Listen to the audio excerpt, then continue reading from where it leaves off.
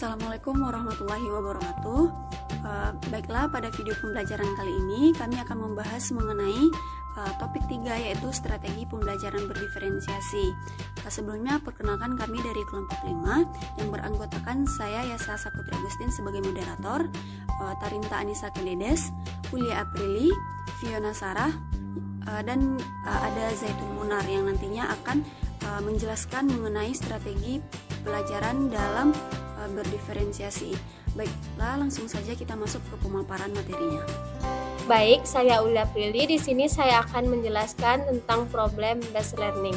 Menurut Sutirman, problem based learning atau dikenal dengan PBL merupakan mode pembelajaran yang berangkat dari pemahaman peserta didik tentang suatu masalah, menemukan alternatif solusi atas masalah, kemudian memilih solusi yang tepat untuk digunakan dalam memecahkan masalah tersebut.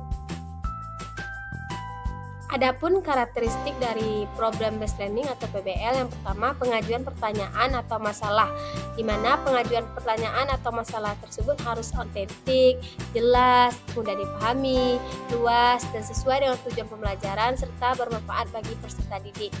Nah, yang kedua, berfokus pada keterkaitan antar disiplin ilmu. Yang ketiga, penyelidikan otentik atau penyelidikan nyata. Yang keempat, menghasilkan gagasan dan demonstrasikannya. Yang kelima, kolaboratif, di mana tugas-tugas belajar berupa masalah diselesaikan bersama-sama antar peserta didik. Baik, selanjutnya saya Zaitun Munar akan melanjutkan pembahasan mengenai sintak model pembelajaran problem based learning atau yang biasa kita sebut dengan PBL. Nah, pada mode pembelajaran PBL ini ada 5 tahapan yang harus kita penuhi. Tahapan pertama yaitu mengorientasikan peserta didik pada masalah. Di sini, guru menjelaskan tujuan dari pembelajaran, kemudian mengajukan permasalahan, dan memotivasi peserta didik untuk terlibat dalam pemecahan masalah tersebut. Untuk tahap yang kedua yaitu mengorganisasikan peserta didik untuk belajar. Di sini, guru membantu peserta didik untuk mendefinisikan dan mengorganisasikan tugas belajar yang berhubungan dengan permasalahan yang telah diajukan tadi. Nah, tahapan yang ketiga yaitu melakukan penyelidikan mandiri maupun kelompok. Pada tahap ini, guru mendorong peserta didik untuk mengumpulkan informasi, melakukan penyelidikan, untuk eksperimen, dan mendapatkan penjelasan mengenai permasalahan yang telah diajukan tadi. Tahapan keempat yaitu mengembangkan dan menyajikan hasil karya. Di sini, guru membantu peserta didik untuk merencanakan dan menyiapkan hasil karya dari tahap yang sebelumnya, seperti untuk melakukan presentasi. Kemudian tahap yang kelima yaitu menganalisis dan mengevaluasi proses pemecahan masalah. Di sini, guru membantu peserta didik untuk melakukan refleksi dan evaluasi terhadap penyelidikan yang telah dilakukan. Baik, selanjutnya yaitu kelebihan dari model pembelajaran problem based learning, di mana pemecahan masalah merupakan teknik yang bagus bagi peserta didik untuk memahami isi dari pembelajaran. Kemudian, kelebihan yang kedua yaitu PBL ini dapat merangsang kemampuan peserta didik untuk menemukan pengetahuan baru bagi mereka. Dan kelebihan yang ketiga yaitu meningkatkan aktivitas belajar peserta didik. Kemudian dapat membantu peserta didik untuk menerapkan pengetahuan mereka dalam kehidupan sehari-hari. Dan kelebihan yang kelima yaitu membantu peserta didik untuk berlatih berpikir. Tadi sudah dijelaskan oleh rekan saya tentang kelebihan dari pembelajaran problem based learning.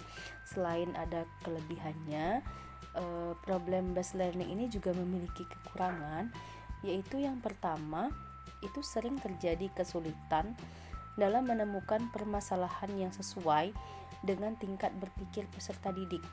Nah, yang kedua adalah sering memerlukan waktu yang lebih banyak dibandingkan dengan penggunaan metode pembelajaran konvensional. Yang ketiga, sering mengalami kesulitan dalam perubahan kebiasaan belajar dari yang semulanya itu hanya belajar mendengar, mencatat, menjadi belajar dengan cara mencari data, menganalisis, menyusun hipotesis, dan memecahkan permasalahannya sendiri. Saya Fiona Sarah akan menjelaskan mengenai pembelajaran berbasis masalah pada materi tanah dan kehidupan. Pada tahap pertama itu adalah mengorientasi peserta didik pada masalah. Pada tahap ini peserta didik mengamati wacana terhadap tanah dan kehidupan, lalu merumuskan masalah, mengidentifikasikan masalah, serta mengklarifikasi masalah dengan mengajukan beberapa pertanyaan seperti mengapa struktur tanah di setiap daerah berbeda-beda, atau apa peran tanah dalam kehidupan sehari-hari. Pada tahap kedua itu adalah tahap mengorganisasikan peserta didik untuk belajar. Pada tahap ini dimulai dengan pembentukan kelompok secara heterogen berdasarkan kesiapan belajar, dan kemudian peserta didik secara berkelompok mencari informasi terkait masalah tanah dan kehidupan sebanyak-banyaknya. Pada fase ini, keterampilan mengubah informasi maupun data yang diperoleh ke dalam bentuk lain seperti tabel dalam lembar kerja peserta didik. Baik, untuk pembahasan selanjutnya itu mengenai pembelajaran berbasis masalah pada materi tanah dan kehidupan.